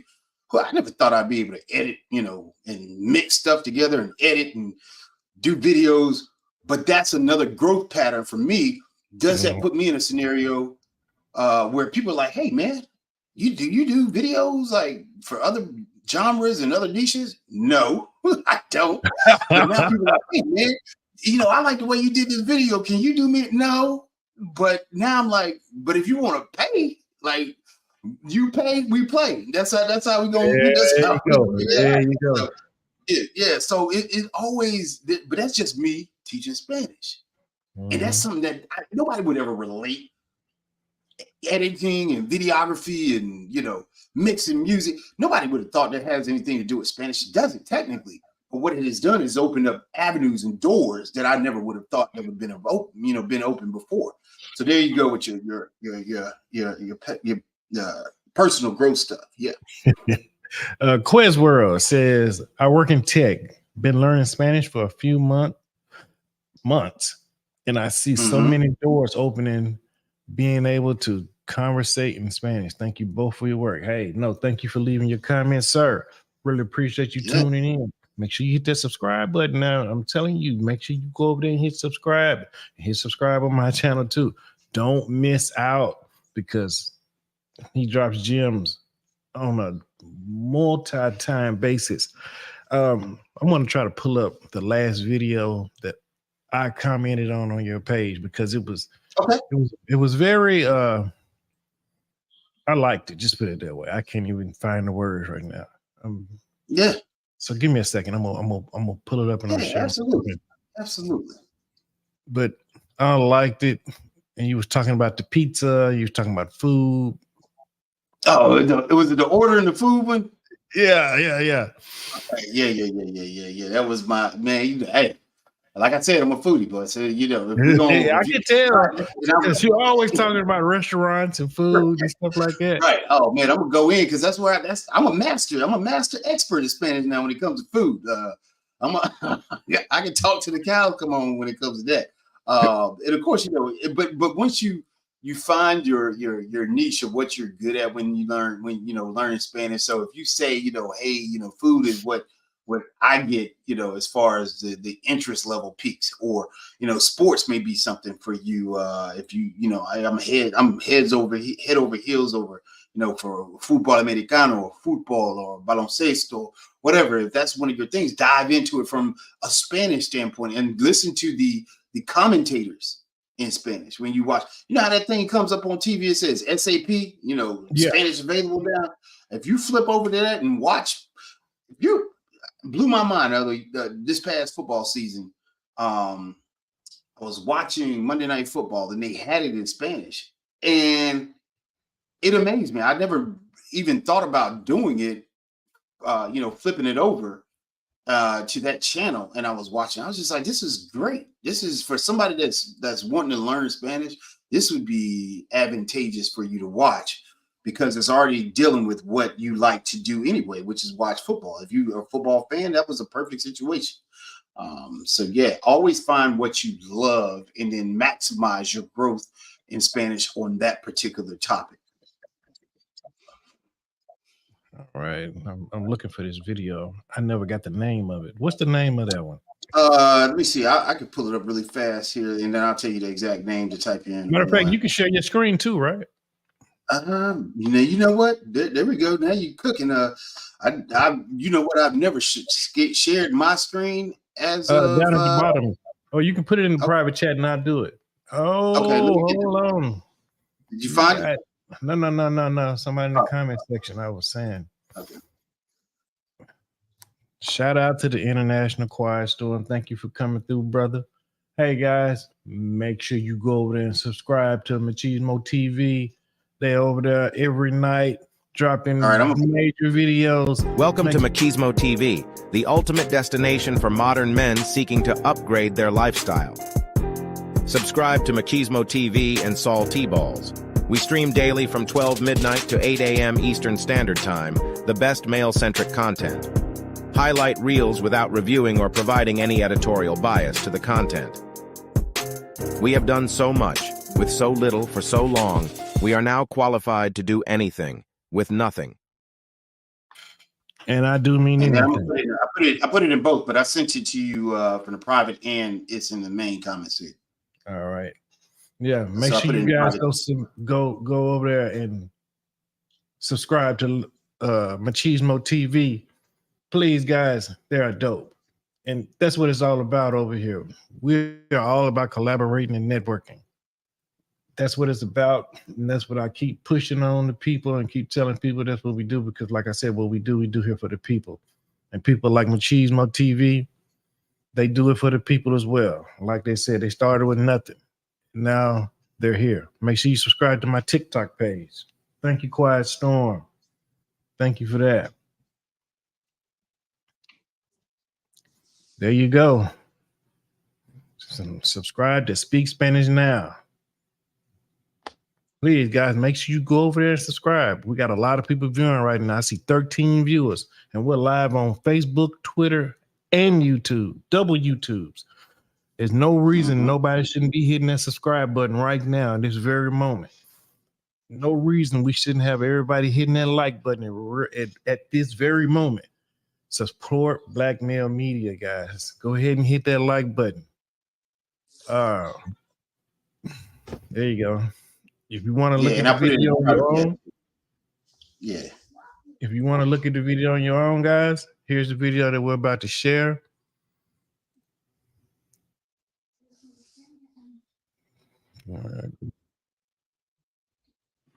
All right, there we go. Add this one to your favorites. You want to learn how to speak Spanish when you get into a restaurant? There you go. Thank us later.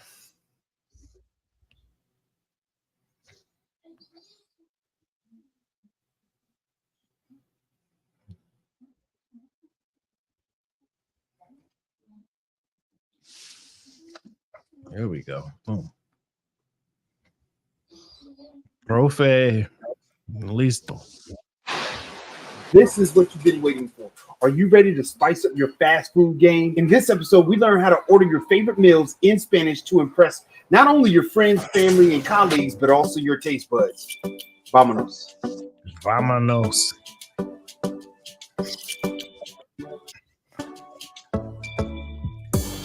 Det var första gången vi möttes. Våra blickar bara möttes. Kommer du ihåg det igen? Kommer du ihåg? Ordering fast food is probably one of the easiest things that you can latch on to help you become a better Spanish speaker. These are a couple things that we want to make sure that you know by the end of this lesson, right? So we want to make sure that you can identify the items that you want to order, right? Can you do that? Can you express and complete your order in Espanol? And then can you answer questions about your order in Espanol? See, the first thing that we need to put in nuestros cuadernos, in our notebooks, is the word la comida rápida, or la frase la comida rápida, phrase fast food. Go ahead and jot that down. Y aquí tenemos un menú. We've got the menu, right? Un menú. All right, la primera cosa que tenemos aquí, the first thing that we have here is una hamburguesa. Una hamburguesa, or la hamburguesa. La hamburguesa, the hamburger. Una hamburguesa, a hamburger. We're going to step it up a little further. Una hamburguesa con queso. Una hamburguesa con queso. This is going to be a cheeseburger, right? Hamburger with cheese is all it's saying there. Make sure you pay attention to that word con. Un perro caliente o un perrito caliente. You're going to hear it either way, hot dog. Y también tenemos un sándwich de pollo, right? Chicken sandwich. Un sándwich de barbacoa. Un sándwich de barbacoa, or barbecue sandwich. Nuggets de pollo. Alitas de pollo. One of my favorites. I don't even need to talk about that. You can see what it is on the screen, right? Right, alita. Right, chicken fingers. Y también pizza. Pizza. Sándwich de pescado. Un sándwich de pescado, fish sandwich. Ensaladas, salads, right? And you've got your various different toppings that you can put into a salad, but we will get into that a little later. We're just skimming the top of the ordering in fast food today. Papas fritas o papas. Arroz de cebolla. Jugo, juice. Leche, milk. Agua, hopefully you know that one. Café o té. Batido de leche, milkshakes. Refrescos. Ok, de nuevo. Jugo, leche, agua, café, té, batidos de leche, refrescos. Tamaño. Tamaño significa size, right? The size. What are we talking about here? We're talking about what size that you got. Tenemos pequeño. In some countries, you might hear chica. Okay. Chico, chica. Pequeño, pequeña. Mediano, mediana. Grande or extra grande. You know, back when we used to supersize things, right? So extra grande, right? Pequeño, mediano, grande, extra grande. Okay, so here it is. This is go time, ladies and gentlemen. We're at the counter. We want to learn how to order this fast food that we just talked about. So here's some of the questions that you could potentially hear when you walk up to the counter at a fast food restaurant. The employee could potentially ask you one of these few questions that we have on the screen. You've got to be prepared because you never know which one they're going to hit you with. Make sure you have knowledge of all of these questions and kind of run through them as you continue to practice this portion of your español. ¿En qué puedo servirle?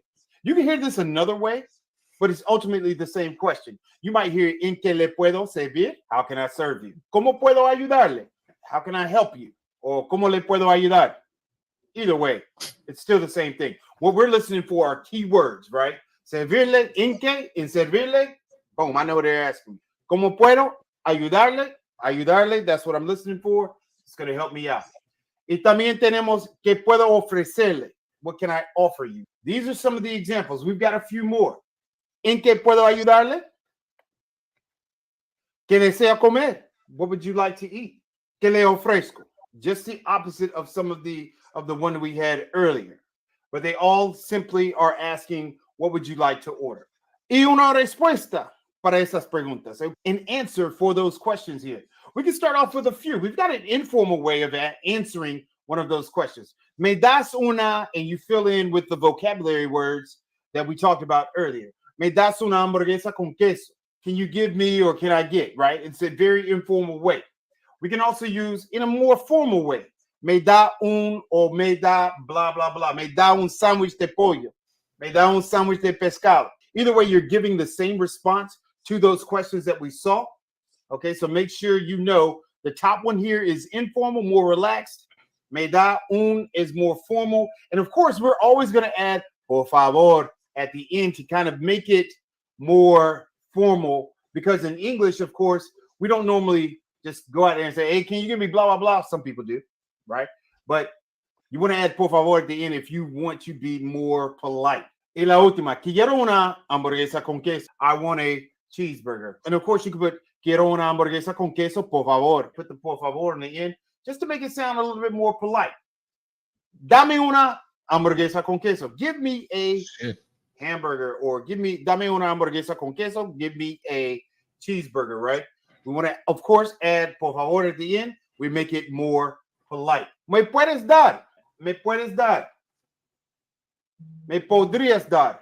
Here's two ways to say, can you give me or could you give me? They might hit you with this question after you've placed your order with the vocab words that we've talked about, las palabras de vocabulario. They might hit you with this question. Wait, first of all, you're not going to speed past that like you didn't just say what you just said. ¿Qué si desea agrandar el combo? Would you like to biggie size or, super size, or go for a bigger size? You want to make your combo size bigger, i.e. papas fritas grande, extra grande, or refresco grande, right? What do you want to do there? So if you hear that question, make sure. Hold on. We got to stop. Because Quiet Storm is blessing us right now. He just blessed me, and he just blessed Proface. So we got to make him the stream sponsor with his donation tonight. Thank you so much. Thank you so much for everything you do, Quiet Storm. It is greatly appreciated, and I think that you need to be more recognized. And I'm going to make sure I do it over here. All right. Thank you so much, brother. Thank you so much. Guys, support Black Male Media. We all we got. All right. We are all we got. And you got to keep on going. Finally started to relearn Spanish. And thank you, Type of CPT, for your subscription. I saw your comment. Thank you, brother. Thank you. Really appreciate it. Finally started relearning Spanish in January on my last trip. My peoples and I were improved so much, but by Trips in, I was out of words. Ha ha ha. But you brothers have inspired me to study more. This is why you subscribe to Speak Spanish Now. That way you can keep your motivation you are going. prepared to understand. All right. Absolutely. You want to keep motivated because it's not going to be easy. You're going to, like I had to tell my friends when they wanted to learn Spanish, I used to have to tell them, hey, you got to correct your English first before you can learn Spanish, because Spanish is based off of How do you feel about that one? ain't a word in Spanish. So you can't be too black, right? You can't be too black. You have to first go back.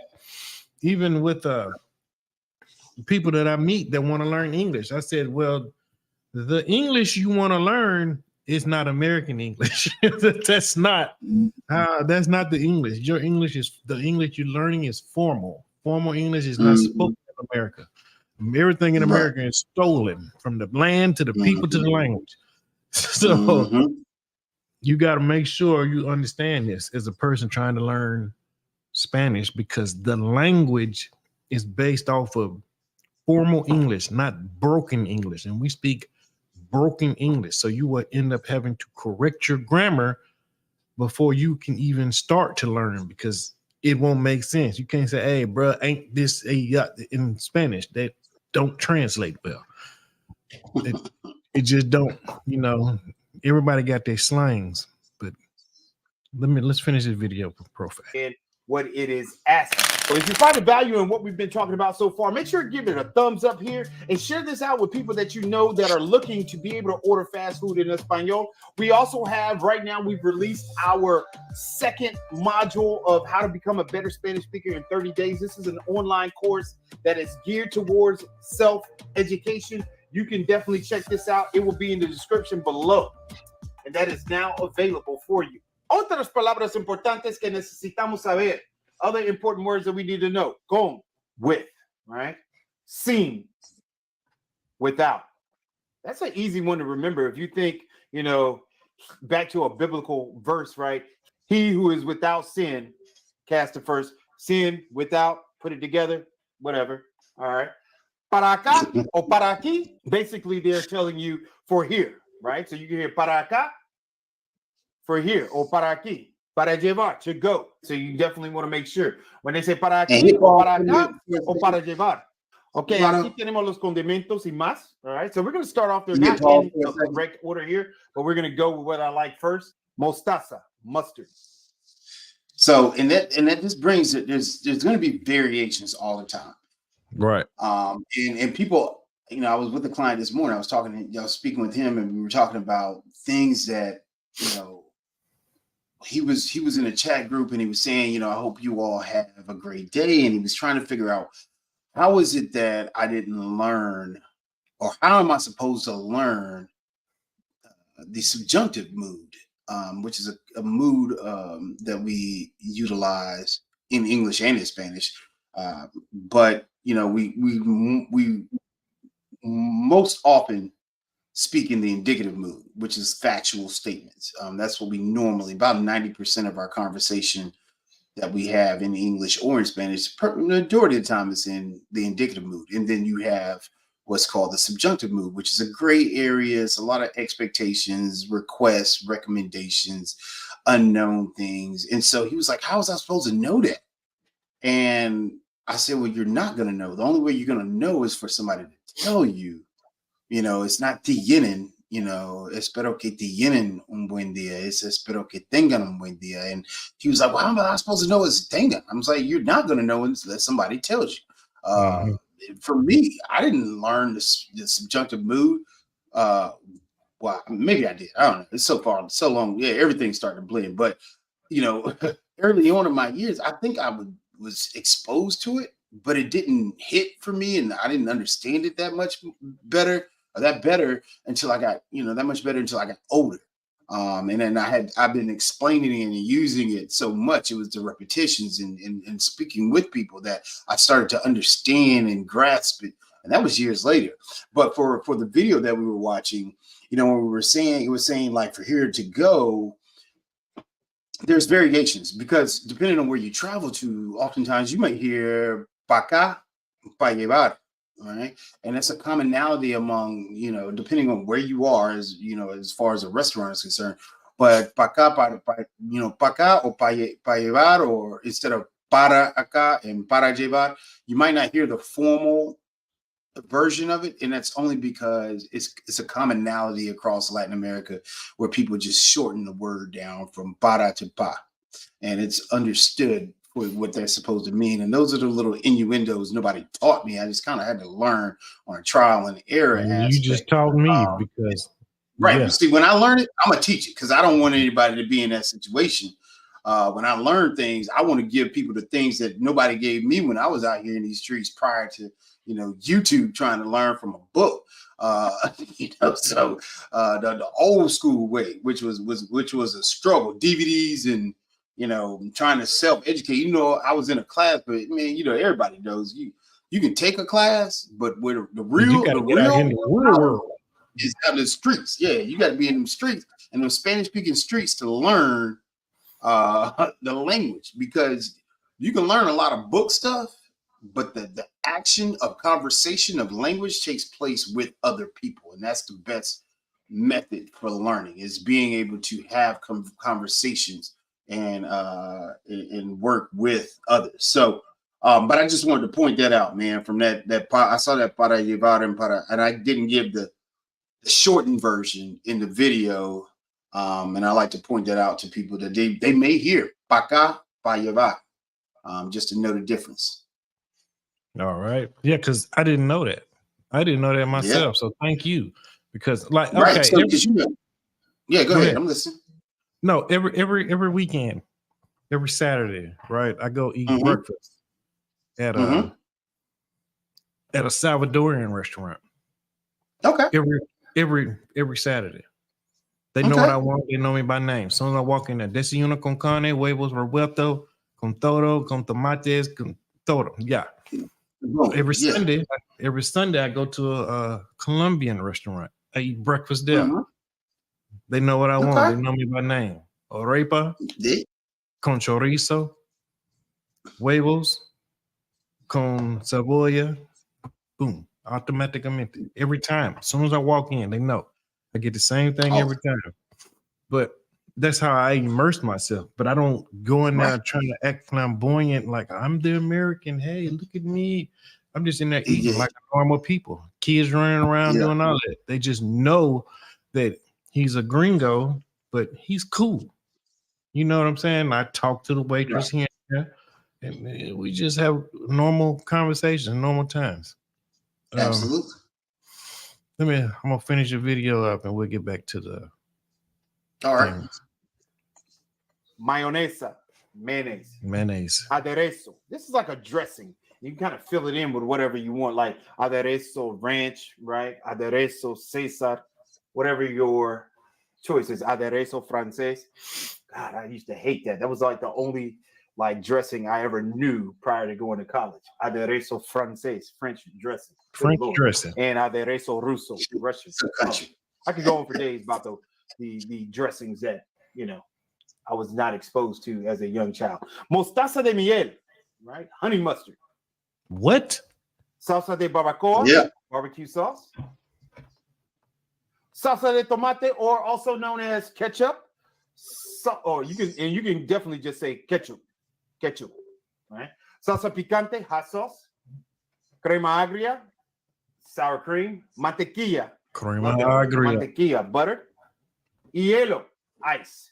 Con hielo, sin hielo, right? With ice, without ice. Picle, pepinillo. It depends on where you are, but you can probably get away with using pepinillo or picle. If you want to know how to spell pepinillo, I'll put pepinillo in the description below as well. But picle, you should be able to get away with that one. Lechuga, lettuce. Cebolla, onion. Queso, cheese. Queso rallado, shredded cheese. Jamón, ham.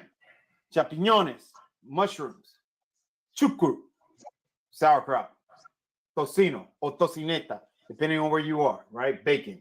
So let's put it all together here. What do we have? Aquí tenemos una oportunidad para practicar en una conversación, en contexto, right? We're going to put this into context here. We're going to give you an example of a conversation. ¿Cómo le puedo ayudar? Me da una hamburguesa con queso sin mayonesa, por favor. ¿En qué puedo servirle? Here's another option. Me da una pizza grande con tocino, jamón, sin champiñones, por favor. ¿Quieres el combo? Sí. Ah, sí, yo quiero el combo. Pues sí, por favor. Algo para beber. Algo para beber. Something to drink. You might hear it that way. ¿O qué quiere tomar? ¿O qué quiere beber? Beber. You might hear beber o tomar. Depends on who's speaking. ¿Qué quiere tomar? What do you want to drink? ¿Algo más? Anything else? Right? This could be at the very end of your order that you've given the cashier. Anything else? Me indica su nombre para el orden. Right? Me indica su nombre para el orden. Basically, they're saying, hey, can I get a name for the order? Okay. You might also hear, me dice su nombre para el orden. That might be on the end, it might not be.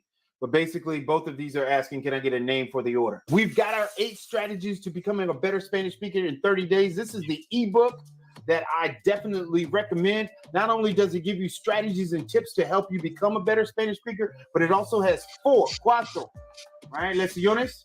All right, it has 4 lessons in there that are for the beginning speaker. You can find that on Amazon right now. You see the link in the description below to get your copy ASAP.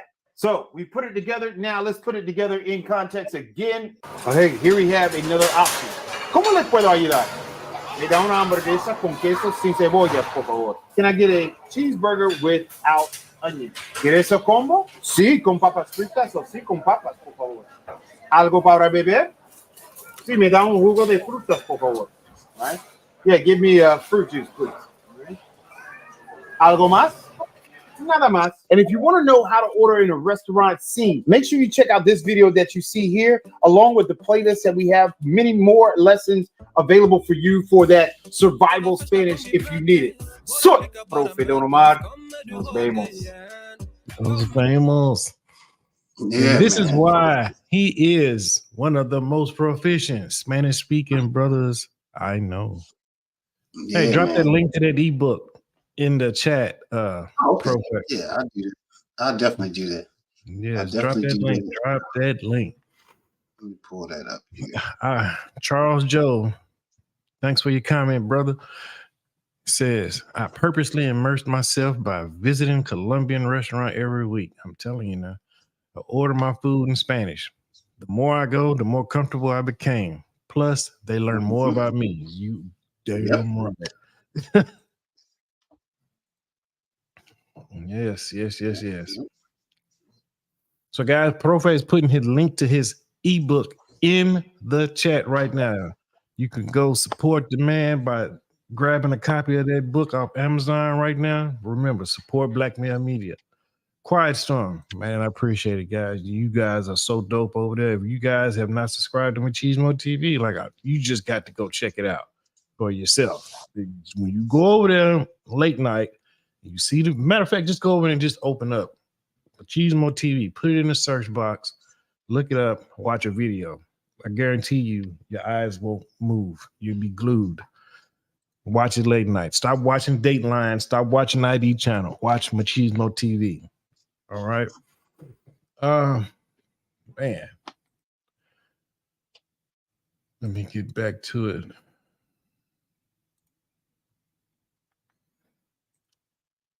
Effective communication. We've been going at it for a minute here, Profe. Yes, sir. Yes, sir. Effective communication. Learning another language enhances communication skills, promoting clear expression and the ability to connect with the people from various linguistic backgrounds.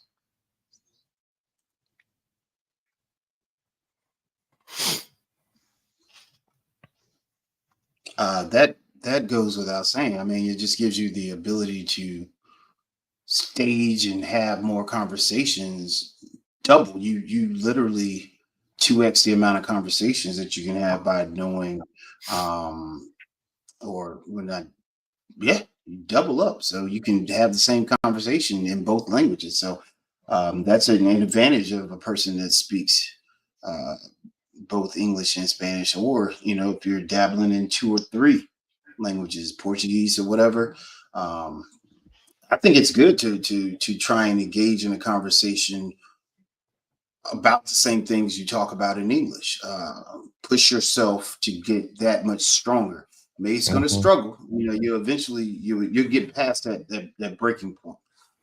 So I think that's always a good thing to work towards. Yes, sir. Yes, sir. Let's move to the next one, which is travel and exploration. Which This is my first one. This also is my goes favorite. without saying, right? Because like I was saying when I first opened the video, a lot of people are traveling to another country, and Right. you don't. I'm not gonna lie. I just couldn't. I can't see myself just going to Mexico or going to like I did when I went to Colombia and not being able to speak some Spanish. Because when I Mhm. went to Colombia, bro, they lost my bags. Mm. You know what I'm saying? The darn Mm. airline lost my bags. That's when I had to whatever gibberish I could speak came out, right? It came together, right? It came. It becomes a life or death situation. And I'm like, oftentimes, yeah, I know that. I know how that is. And it mm, helps, man. It helps tremendously. There's two things I want to say about this travel and well, there's a couple things, but let's talk about what you were talking about with the luggage situation. I think for me, when I realized that I wanted to become a stronger Spanish speaker, was the episode. I don't know if many people have seen it, but you can always go back on YouTube and find it. It was an episode of The Simpsons when Bart went to study abroad in France, and he thought he was going to be living a good life, going over to France, studying Spanish, and studying French, and he ended up having to work in in a winery, but it wasn't really a winery. Like they were essentially having child labor. He went over there. They had him thinking he was going to be staying in a nice little fancy location. Meanwhile, they had him in the factory or the wine warehouse, like smashing grapes, like stepping on grapes, and they were just working him day and night. And that's all he did was like smash the grapes. So one day he escaped out he escaped the campo, the little winery area, and got into the city, and he ran into this police officer, and he was trying to tell the police officer about how he had been held hostage or held against his will, and they were working him day and night in this winery, man, and he couldn't get it to come out in French. And he was like, "What's wrong with you? You've been here for 3 months and you can't even say anything." Next thing you know, as he was explaining to himself, he was talking to himself. He was like, because the cop couldn't understand English. And so as he was talking to himself, that's when it clicked. And he just automatically started speaking French. And then it went into fluid French because he had been there for a couple of weeks, a couple of months. And then he ran back on the cop, told the cop, "Hey, man, he was just flying. Now the words are coming out fluid." And that was back, I think I was in like 8th grade. So we're talking about like 80, a about long time ago. 91, 90. Yeah, like 90, 91. And so I think that was one of the things that kind of helped me realize, you just work on it. It was a work on it type of situation. So that was the one situation for me, though. Personally, I haven't lost luggage. I don't even travel with checked luggage anymore. I can't do it just for that simple reason. I didn't know I wasn't supposed to check this luggage. I ain't never flew Spirit, so they giving you the. So they giving you the. Do you want to check your bag? You want to check your bag? I'm like, yeah, man, I'll check my bag. Go ahead. I could have took this thing on the plane. Well, I took it on. I put it on the plane when I came home. Right. Right. I know that's right. Yeah. So that's the one situation, Mhm. because anything can happen, right? And so, but for me, mine is I was flying back from Colombia, and my flight ended up leaving late from Cartagena going to Bogota, and ended up getting to Bogota like late. Ended up missing my flight from Bogota back to Miami. So I had to stay like 8 extra hours in Bogota. Now I didn't even go to Colombia to visit Bogota. So now I'm like here for like 8 or 9 hours. The next flight doesn't leave until like 10:30 that night or whatever. That was the only flight that they had left, Avianca. It's horrible. Anyways, Oh my God. yeah, and so I had to explain this to the lady, and they didn't speak English. And so it was not just me on the plane. Like there were multitudes of Americans on that plane Fly that Latam. weren't able to make that connection. Fly Latam. Latam. Oh, Remember yeah, that? yeah. Absolutely. I've tried them all. And so that would be, it'd be Copa or Latam, any one of those. But I just looked at the people that were on the plane that were trying to explain it to the employees for Avianca, and they spoke zero English. And I'm like, bro, I don't know how y'all are gonna get to where y'all trying to get to, but as for me, they're gonna get this work, and I'm gonna give them the business. And I gave it to them as nice as I possibly could, but I was like, it was your fault, and you're telling me that I got to do this and I got to do that, and I'm like, I'm not even gonna make my flight. I'm on a whole different airline. They're like, oh wow, he's really dialed in on this. And so what they ended up doing was I didn't know it was going to work, but they ended up writing a letter or typing up a letter that I was supposed to give to American Airlines when I got to Miami. I'm like, this ain't gonna work. Like, they take this letter to somebody. So lo and behold, I get to Miami and I take the letter to the lady. She looks at it, she reads it. Not only did they find a flight, and I got on the first flight that was out, leaving Miami back to Charlotte, but I was also able to get like a $250 credit or something back on the flight. So I was just like, oh, okay, well, cool. But it was the other people that were there, those Americans, those gringos that could not speak a word of Spanish. Ooh. Probably didn't go as good for them. So those are the advantages that I say you never know when you will need it, but it's a good thing to have just in case. It's some insurance, if you will, some State Farm, some Progressive, some Geico. If something goes down, at least you got that in your back pocket. And it's all glitz and glamour. Oh, he's learning Spanish, he speaks Spanish. It's not always glitz and glamour. There are going to be some times where you're going to have to need it, and you're going to have to use it. Right. Yeah. And it'll benefit you, and it'll pay off by knowing it. So, everything is it's not always gravy. It's not always gravy. Yeah, that definitely, I wanted to get in on that situation from a travel standpoint. Yeah, Avianca's horrible. Man, I now know. They did me like it too. My plane landed in Miami, and because I was not there to check in, right? And I couldn't even check in the night before. They give you the option to check in. I couldn't check in. So I'm like, I just do it when I get to the airport. Man, I got to the airport. I couldn't check in. So they wouldn't let me board. I was like, what are you doing? I'm 5 minutes late. I don't have, how big Miami airport is?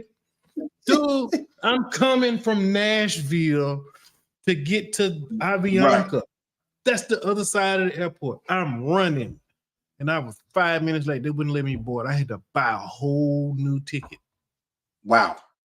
They really hit me. They hit me hard. I was like, oh, I don't know who's worse, Spirit or them. Wow. Yeah. You won't see me on either one of them again. I know that. So people tell me though, this is just a side note, but people say that the international Spirit is very different from the domestic Spirit. I don't know how true it is. I've never flown it. Ocho Cinco flies it, but hey, I just say we're in a situation in Charlotte where a large majority of our stuff is Delta or American. So I just always fly American unless there's somewhere I can't get to on American. But whatever, it is what it is. But I know you were saying travel. It's different. It's different. Okay. And so you're talking about the travel and exploration. You're saying knowing multiple languages enhances travel experiences, allowing individuals to engage more deeply with local communities, navigate confidently, and immerse themselves in diverse environments. When I studied abroad, and I would say this is almost about 20 years ago, a little bit over, a little bit over 20 years ago. But I studied abroad in Panama, I studied abroad in Costa Rica, and I studied abroad in Mexico, in Guadalajara, San Jose, Costa Rica, La Ciudad de Panama, and then Guadalajara. And I will say in each of those areas that I studied abroad, they probably changed my perspective on things. And I'm just saying, as far as from a city standpoint and as far as a country standpoint, exploring those areas, learning about the different areas within those particular countries, around those cities that I was studying, and helped me out tremendously on my mindset as far as it comes. So exploring was one of the things that helped, shape my mindset about those particular areas. And I'm very appreciative of having that opportunity to study there. And I think, and people say, well, why did you study in 3 different locations? Because Spanish is spoken 3 different ways in those 3 different countries.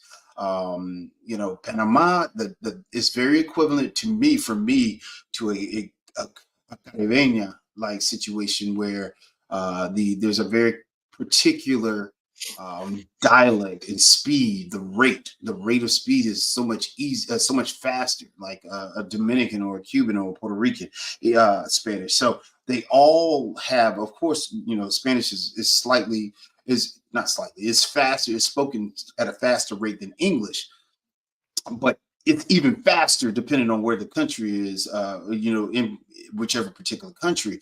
And so me going from Panama and then slowing down the speed rate of the language when I got to Costa Rica. When I got off the plane, in Costa Rica, the Spanish was so much slower that it almost sounded like English to me. That's how much slower it was, and it was so much easier to understand because I had been around the Panamanians speaking Spanish so long. I got over to Mexico and Costa Rica, and it was just like, so I was like, oh, this is easy, but it just happens because if you're listening to fast spoken Spanish all the time, by the time you get somewhere where they're a little bit slower in speaking, it just makes the world even that much better. So I would definitely implore people to go and experience more than one particular country. If you have the opportunity, if you like to travel to Spanish speaking countries, I say hit them all and see the differences between them. Yeah, absolutely. And everything you just said touches on the last point, which is global networking, right? Language proficiency facilitates global networking, breaking down communication barriers and creating opportunities for meaningful connections with people from different parts of the world. Yeah.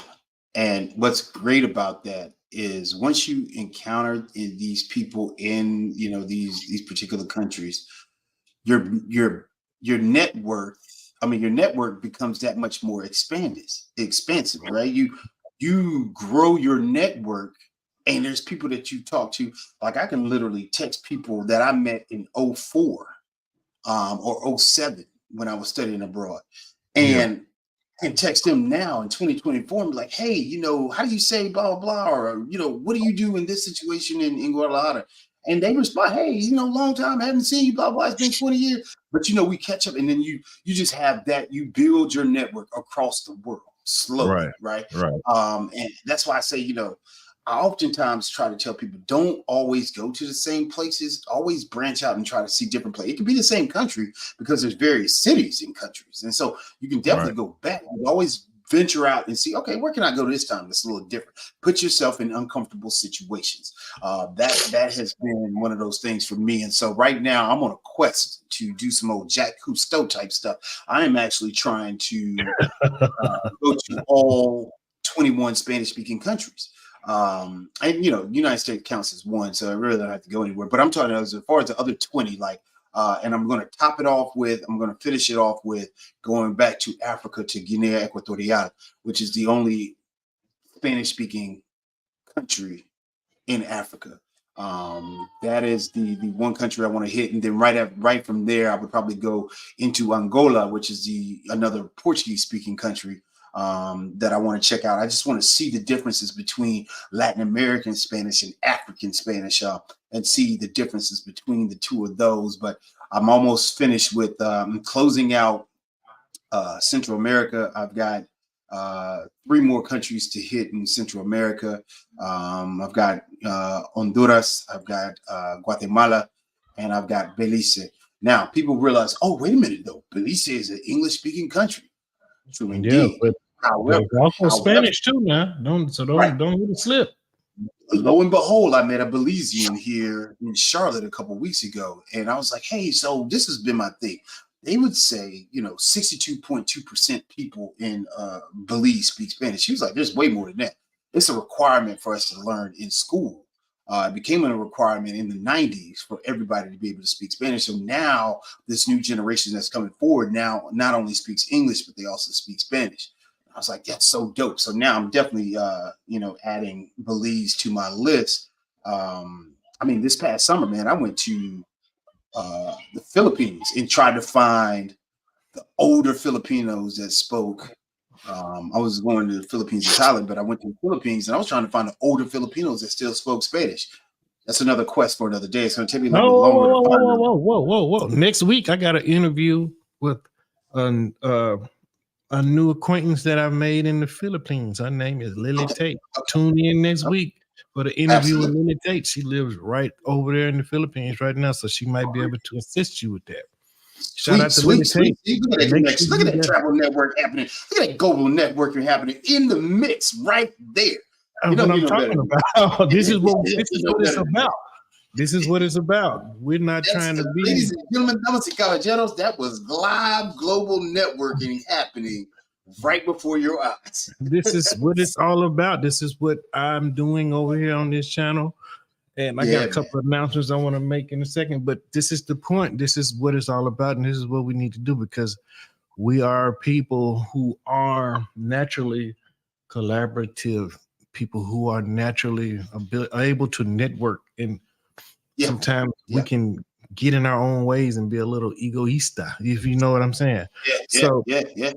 We have to get away from that and start being more like what we used to. But next week, next Saturday, everybody make sure you go subscribe to the Lily Tate channel. She'll be here next week. She'll probably watch it on the replay. No, man, I have enjoyed myself here thoroughly this afternoon. I do got to break away early. Got a couple of people downstairs. We got Carolina playing right now against State, so I'm gonna see what they're doing. You got somebody on the game? Nah, but that's my I'm an alum of UNC Chapel Hill. So for real? And anytime we play State, I'm amped up between State and Duke. As long as we beat them two, I don't care. We go 4 for 20, 4 for 19, 4 for 20. As long as we had them 4 games in our bag, and we can beat all 4 of them. But I appreciate the opportunity, my brother. This was an exceptional time. I had a great time with you. Definitely be tuning in next week for the. Also, text me. Just hit me on WhatsApp too, so I'll know about the time frame or whatever and what the date is. Just hit me with that, so I'll put that in my schedule on my calendar to tune in for. But definitely want to say I appreciate this opportunity to come on and talk with you and with your viewers, and definitely come over. You don't even have to subscribe to my channel. I just want to help people learn Spanish. So if you want to subscribe, by all means do so. That's what I wanted to tell everybody about Clase de Profe that we're going to do together, trying to educate people. 2 or 3 minute clips, right? So I'm gonna start sending those over. Yep, absolutely. What we're going to do is on a weekly basis, guys, we're going to try to bring you 2 or 3 minute clips to help you learn Spanish. So Profe is going to take time out to do that. We're going to collaborate on that, but we're also going to make sure that you go over there and subscribe to his channel too, right? Absolutely. So I appreciate come here just to get to there. So absolutely. Thank you for coming through, I appreciate you, good sir. You have a great weekend. All the followers, your subscribers, the people viewing this, have a great weekend as well. I will check you next time. Soy, Profe Don Omar. Nos vemos. Saludos. Right. Yes. Clase de Profe coming soon. Clase de Profe coming soon, guys. You're going to be able to get your Spanish lessons quickly here. And we're going to shoot you right on over there for anything that is going to be more than just viewing of the clips, right? Here, you're just going to get a brief introduction to certain things Profe wants to teach you. So we're going to collaborate on that. Also, the introduction to my WhatsApp group, Nomads Worldwide. Now, I got it ready to roll out, but I'm not ready to start inviting people yet. But this will be a group where people will be able to come and drop the links to their social media. If you are a content creator, you will be able to post your videos in this group, right? But we got rules in here. We don't do memes. We don't do bashing of women or kids. We don't do any of that. We don't do corn. We don't do none of that, right? This will be a professional-minded group where we collaborate and help each other. So the group is ready. Next week, I'm going to start rolling it out. I got a couple people who's already on the list to be invited in. It's going to be something dope, and it's going to be free.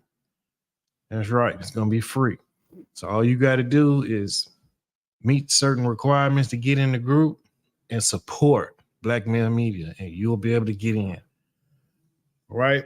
So we're going to end the live stream on that note. This is Stefano. Thank you for watching this live stream. We've been on here a little over 2 hours tonight. Make sure you hit the like button. Make sure you hit the subscribe button. Make sure you subscribe to Speak Spanish Now. Make sure you go over there and hit the like button too. Really appreciate you guys. Really appreciate everybody who subscribed today. Grab Profe's online course, How to Become a Better Spanish Speaker in 30 Days or Less. Here's the link right here. I'm going to post them in the comment section. Thank you so much, Quiet Storm. I tried, bro. I tried. Next week, we're in the Philippines next week. We're taking a left turn. We're going on over there. We're sliding out. So make sure you're around for that one, guys. We're going to be in the Philippines with Lily Tate. She's part of this nomadic movement right now, too. So we're going to make sure we support her. And we're going to bring her on in the way we're supposed to. And we're going to be respectful while we do it. But we got the Nomad Worldwide WhatsApp group. We're going to roll that out next week. So just stay tuned. Machismo TV will be in there. Quiet Storm will be in there. People like this. We're going to be collaborating and networking with each other, helping each other promote and push each other. And it's free. All you got to do is be respectful, be professional, and support. All right? As for that, leave a comment at the end of this video. I want to know what everybody's opinion is. And as always, thank you for tuning in. Stefano out.